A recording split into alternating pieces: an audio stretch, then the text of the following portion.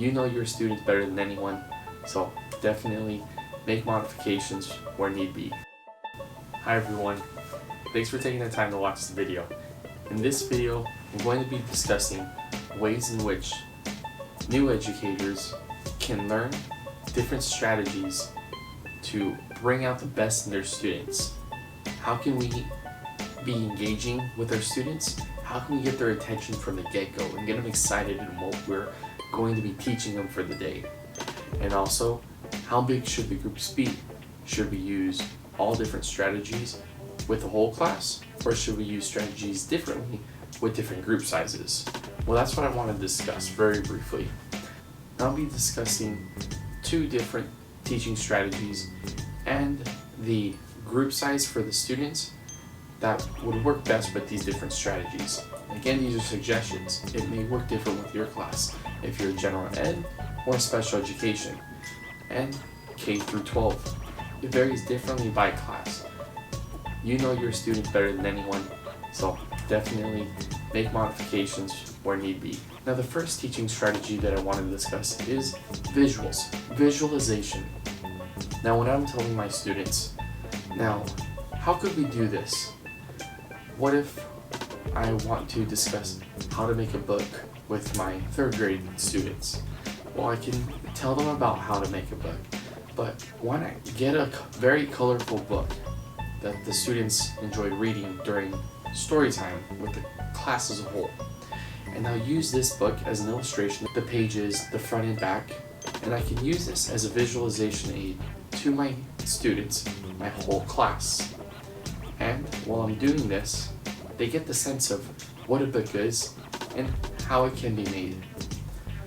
Now, this is really good because it just gets, using visual aids is so helpful in your class because the students don't just have to listen to us the whole time and we don't know what they're thinking.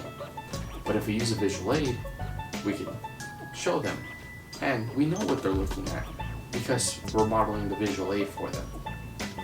And again, this can be used for your whole class. If you want to model how a project should look, the finished result, have the model completed. Yes, it might take some time on your part to have a finished model, but your students will know the end result and can get a visualization and even improve on the visuals that you show them. And again, it works great for the whole class to get everybody's attention. Now, the second option would be a choice board. Don't just make a project and say, class, this is what it's going to be, this is what you need to include, this is how it should be, don't deviate from this, make it your own. Well, they'll make it their own because they're the one making the project, but they will all have to deliver it the way you tell them to deliver it. Now, what if you give a project, but instead of telling them how, tell them to get creative. Maybe they can make a video presentation, maybe they can make a poster board, maybe they can make a song or a book. Give them different options. Highlight your students' talent. What if your student's an artist? What if your student's a musician? What if they're a really good actor? What if they know comedy and they can tell jokes in a way for a history assignment through comedy? That would be so great because it'll be personalized. You'll highlight the talents of your student, and every student will be engaged on every presentation that their classmates have to present. Now, how is that possible? Well, you made a choice board and your students made the choice. Don't limit their creativity. Now, how can we go about doing this? Well, we can break our students down into groups of 2, and by doing this, we are using cooperative education.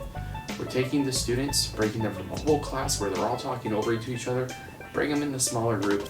Maybe you can even make the assignment be a 2-person team, in which case every student is paired up. You might have to make a group of 3, and by doing this, everyone has a partner. They'll learn how to be cooperative and how to blend different styles with each other, but they'll have a great finished result, and no 2 projects will be the same. They'll all be unique, creative, and personalized. Now, how does this help you as a teacher? Well, you get to know your student even better. When they have a bad day, you can focus in and reel them in with a conversation that'll get their attention. There's tons of strategies out there, and no two students are the same. So we have to learn a plethora of different teaching strategies to reach each and every one of our students differently. And no doubt, every single school year that we have new students, new strategies that we can use in a new way. So as teachers, we're always learning, we're always reinventing ourselves and the teaching strategies, tweak them a little bit. So I hope these two strategies and the two methods of delivery help you in your classroom. Thank you. Take care.